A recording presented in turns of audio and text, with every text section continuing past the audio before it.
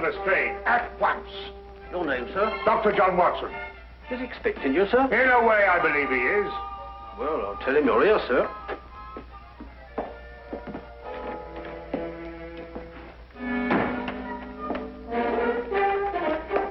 You can go in, sir. Ah, Dr. Watson, I didn't expect to have the pleasure of seeing you again so soon. Will you kindly read that? What is it? Read it. Oh. Yes, sir. Oh. I think it's disgraceful, sir. Absolutely disgraceful. What? Yes, and I'm glad you're here so that I can tell it to you personally. Why, you and I both know that it was Sherlock Holmes who solved the Cunningham case. If it wasn't for his brilliance and his persistency, the fact would never have been brought to light. And I think it's scandalous, sir, that the newspapers should have given me all the credit and said so very little about his magnificent achievement. What do you think, Doctor? I absolutely agree with you. Eh? I'm glad you're on my side, Doctor. Why, of course. I'm so glad you've taken it that way. And what does Holmes think?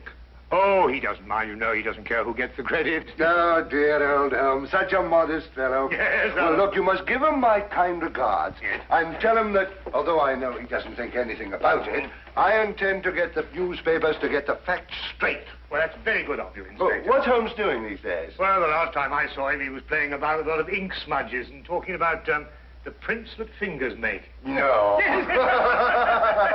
Good old Holmes, always experimenting. Inspector Lestrade, sir. Yes, what is it? There's been a murder reported at the home of Lord Beryl. What, Lord Beryl of the Foreign Office? That's him, sir. I'll be right with you.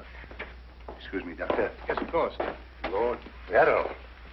This is going to be a tricky situation to handle, what with the Foreign Office and who knows what else. Yes. Can I be of any assistance? I don't think so, Doctor. Oh, well, perhaps as a medical man. Mind you, I don't know what to expect, but I think you would be of invaluable assistance. Say no more. Here's the address, sir. Your carriage is waiting outside. Oh, thank you very much. Perhaps you'd care to acquaint Sherlock Holmes with what has happened. Well, I don't know. I don't know myself what's happened. As you said, the people involved make this case rather delicate. Perhaps a little suggestion now and then might help facilitate matters. One never knows. Yes, you're so right. Take a message to Mr. Sherlock Holmes of 221 Baker Street. 221B. Yes, of course, 221B Baker Street. Tell him what has happened and drive him to Lord Beryl's residence. Yes, sir. And tell him Dr. John Watson is already there. The flat's the first floor up. Yes, sir. Very good, sir.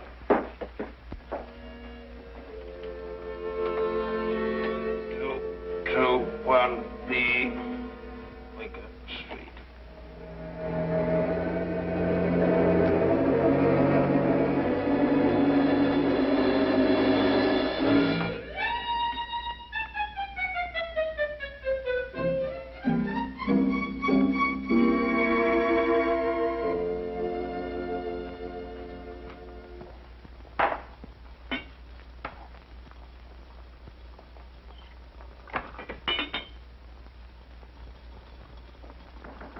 Come in.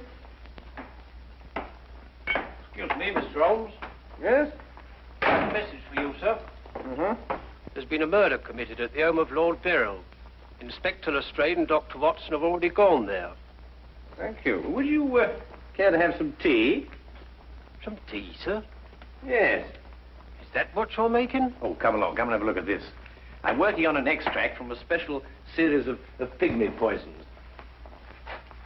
Oh, very interesting, sir. Tea? Well, yes, I don't mind if I do. You take milk?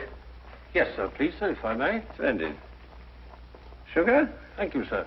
Where did I put that sugar? Ah, that's it. It's right here. Help yourself. Thank you, sir. So.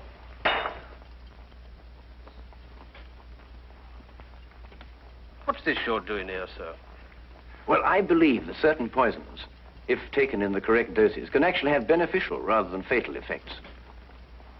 Now, that's very interesting, sir. Yes, it is, isn't it? What's all this over here, sir? Oh, that? Oh, those are some tropical leaves. They were sent to me by a friend of mine who hunts in that part of the country. The essence, you see, passes through this tube, down here and across the table, and is condensed in that retort there. And what's that stuff in the bottom there? That's lime. That acts as a catalytic agent to combine the essence of the leaves with a dark, tar-like substance, which you can see at the bottom.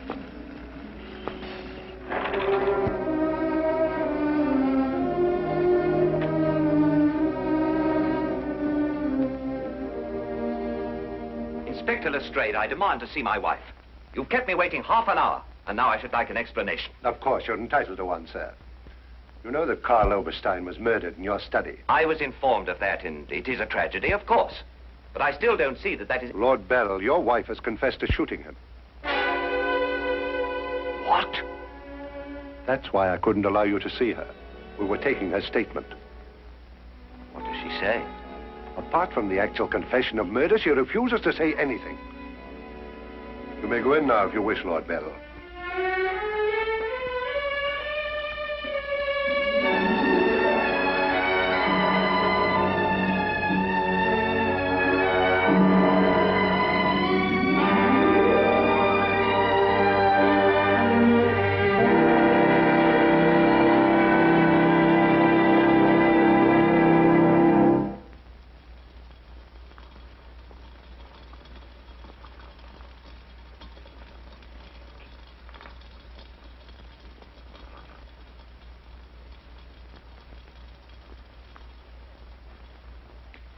What's that you're putting in now, sir? Well, it's a form of acid dye.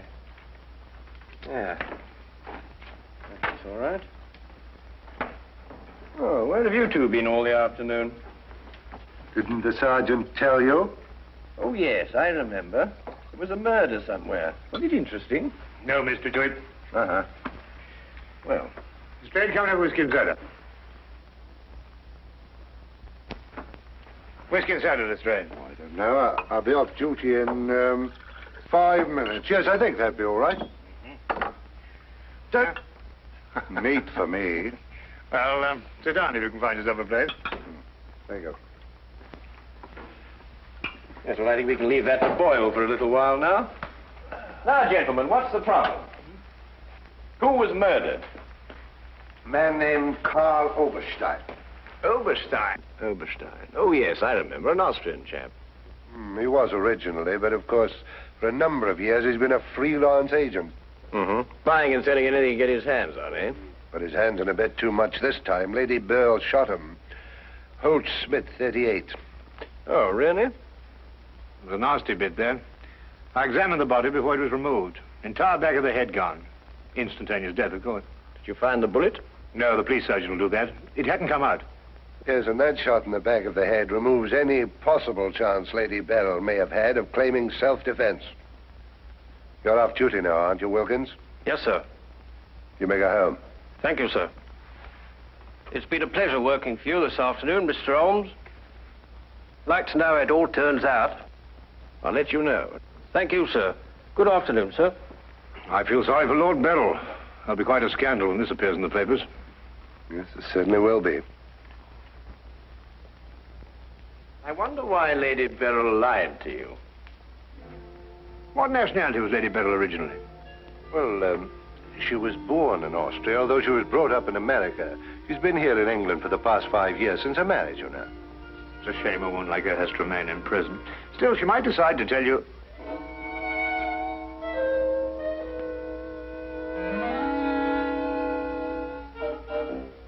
What did you say? I beg your pardon? What did you say just now? I didn't say anything. Oh, yes, you did.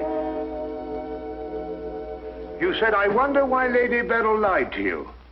Oh, that. Yes, what did you mean? Nothing, except, of course, that Lady Beryl didn't shoot this chap Oberstein at all. But she confessed to it. Nonsense. She didn't shoot Oberstein because Oberstein wasn't shot. His head was bashed in with a blunt instrument. The revolver you claim was the murder weapon actually belonged to Oberstein.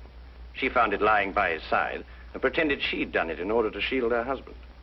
She's no more guilty than you two are. Would you hold that like a good fellow, please? Would you please repeat that? Of course, it's as plain as a... Here, would you mind holding that? Oh, well, it's not plain to me. Well, you told me that Lady Beryl confessed to shooting Oberstein. But Oberstein wasn't shot. Just because you find a man with the back of his head shattered and a gun lying by his side is no reason to assume he's been shot. Thank you. You also assumed that the bullet had lodged in Oberstein's cranium because it hadn't emerged through the front. Now, any student of elementary ballistics knows that the greatest damage to the skull is on the opposite side to which the bullet entered. The point of entry is always clean. But the gun we found was an Austrian gun, and Lady Beryl is an Austrian. Now, there's a logical bit of reasoning for you. Would you mind holding that, please? Lady Beryl saw Oberstein lying there and jumped to the same conclusion we did. Well, Lady Beryl's innocent. Then somebody else is guilty. Brilliant! We've got to get back to the premises and re-examine them for clues. You come with us, Holmes. This nonsense can wait. Nonsense? Nonsense. Nonsense? Did you say nonsense? I'll have you know, Inspector Lestrade, that if the law enforcement agencies of this country were an infinitesimal amount more advanced than ancient Neolithic man, I would not have to be doing the basic research work that will in time benefit police bureaus throughout the earth. You may have a point, Mr. Holmes. A point? The only point is human, of which there is a paucity in the halls of our defenders and the public. So do you really think so? I certainly do think so. And I'll tell you a few other things, Inspector.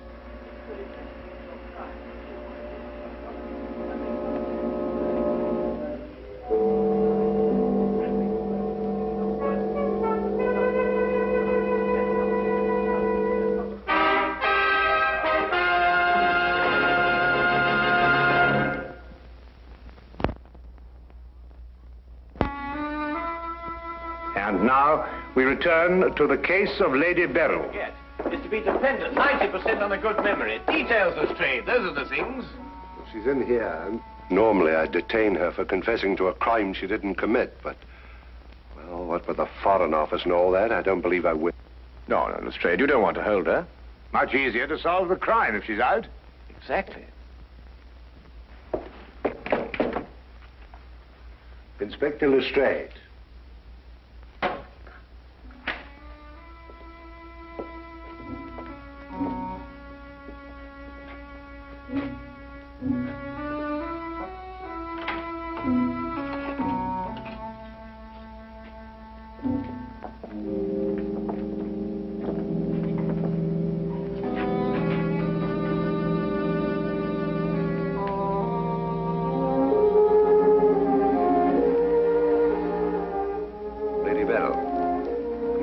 We're releasing you.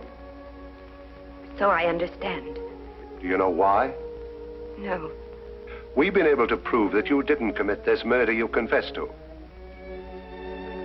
I see. We would, however, like an explanation as to why you confessed to this crime.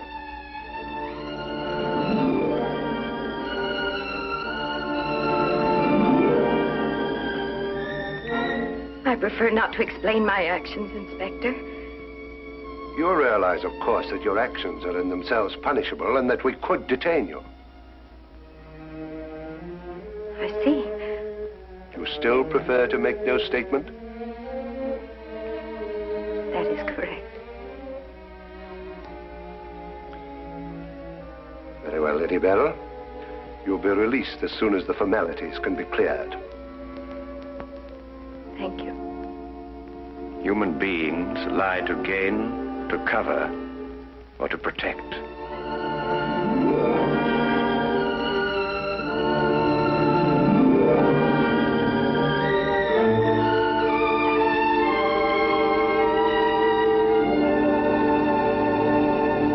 I don't know how to thank you, Mr. Holmes. Please consider me forever in your debt. Not at all. You're in the Foreign Office, aren't you, Lord Beryl? I am. Had you ever met Herr Oberstein before? I had. Exactly when? Last week. For the first time? And the last time. I see. I believe it was his habit to offer large sums of money to men in key positions for the information they may have had in their possession. I believe that was his habit, Mr. Holmes. Thank you. Oh, Lord Beryl, while your wife is on her way here, I wonder if I might look at the premises of the crime. Well, of course, of course. It happened in the study. With your permission. My house is yours, sir. Thank you.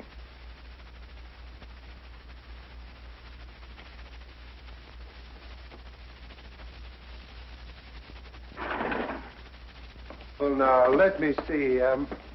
Karl Oberstein was lying about there. Of course, it's been removed. Yes, of course. I see you've cleaned everything up with your usual remarkable efficiency, Lestrade. Now, look here, Holmes. I didn't know there was going to be any mystery about this affair.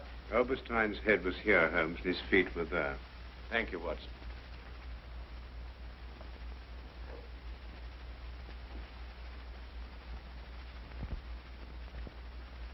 Where was the gun lying? To the left of the body. Nearer the head or the feet? Nearer the head. Was Oberstein face up or down? Face up. I had to turn him over to examine him. Has there been any effort made to gain forceful entry into the house? None was reported. Why? Lord Beryl, do you use glasses when you read? Yes, I do. These? Are they your only pair? Yes. Who first discovered the body? I believe my secretary. Is he here? Yes. I'll call him. Thank you.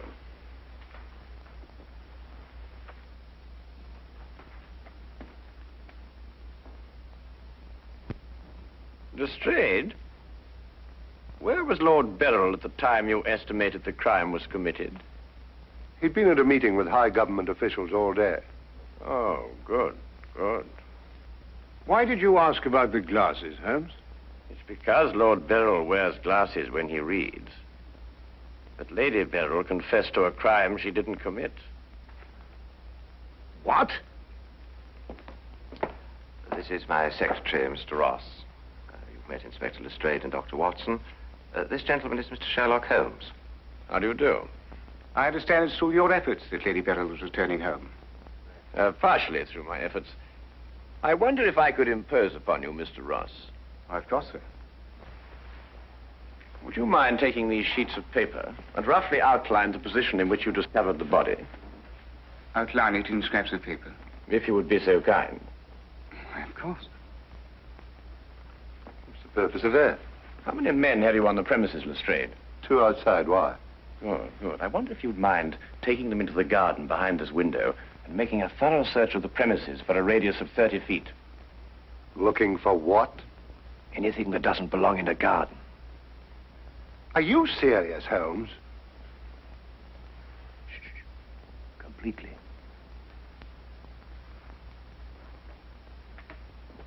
Let's got him out of our way. Have you examined your safe, Lord Beryl? I have, Mr. Holmes. All my papers are intact. Excellent. Does Mr. Ross have the combination to your safe? Yes? There's been no question of robbery. Of course not, Ross. One must ask these questions in an investigation. Of course. Good afternoon, Lady Beryl. Nina, my darling. How are you? I'm all right, George. Quite all right. You must rest. This experience must have been horrible for you. It's all right. It didn't last long enough to be too difficult. I don't know how, but Holmes has solved the entire thing. Has he really? Not entirely, Lady Beryl. Not yet. Do you expect to? I can only hope to. Mr. Holmes, if there's anything I can do to help. If it would not be too much of an imposition, Lady Beryl, I would like you to retake the position in which Mr. Ross discovered you when he entered the room. Mr. Holmes, my wife has had a harrowing experience. Please consider her nerves at this point. You're forgetting, Lord Beryl, that your wife confessed to a crime she didn't commit. The circumstances are somewhat exceptional. But if Lady Beryl would rather not... It's quite all right, George. Now, let me see.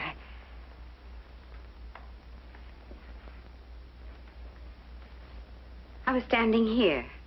Exactly there? I believe so. Mr. Ross, are you quite certain that that is the position in which Lady Beryl was standing? Well, if you'll pardon my saying so, Lady Beryl, just for the sake of accuracy, you understand, I believe you were standing just a bit further to your left. A little to your left, Lady Beryl. Like that? Yes, I'd say right there. Good. Now, Lady Beryl had a revolver in her hand. Mr. Holmes. That is correct. In which hand? My right hand. Mr. Ross? That's right. Lady Beryl's right hand. Lord Beryl, do you happen to have a revolver in the house? Yes, I have. May I have it? I'm not going to ask my wife to... Yes, I am. If your wife has no objection. Of course she has objections. I have no objections, Mr. Holmes.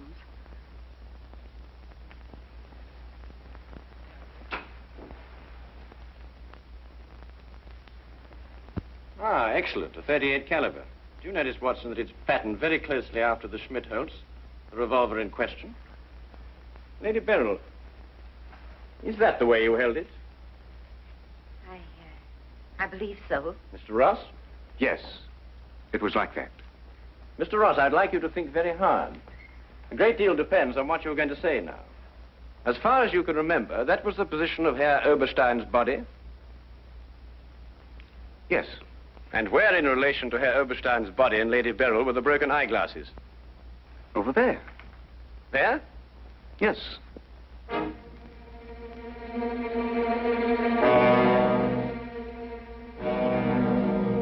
Watson, were there any glasses on the floor when you found the body?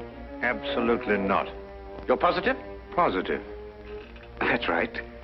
I didn't know what I was saying. There were no glasses on the floor at all. There weren't any glasses on the floor when you found Lady Beryl bending over the body. But there were when you sent Herr Oberstein crashing to the ground.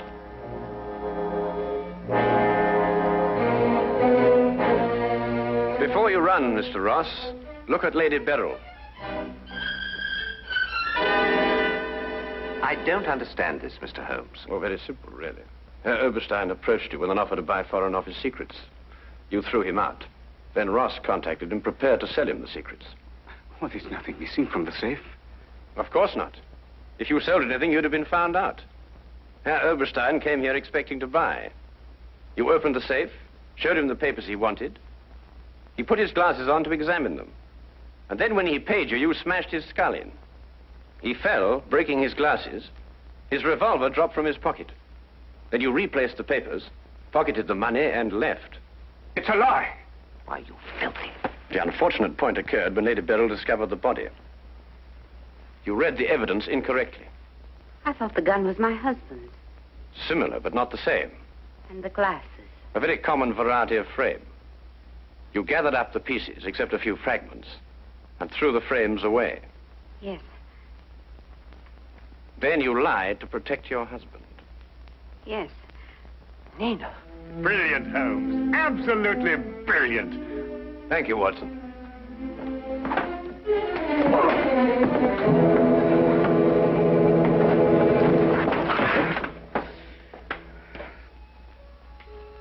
My humble and very grateful thanks, Mr. Holmes. It's been a pleasure to help so brave and noble a woman. I'm still not quite certain what's happened, but I know we shall both be forever indebted to you.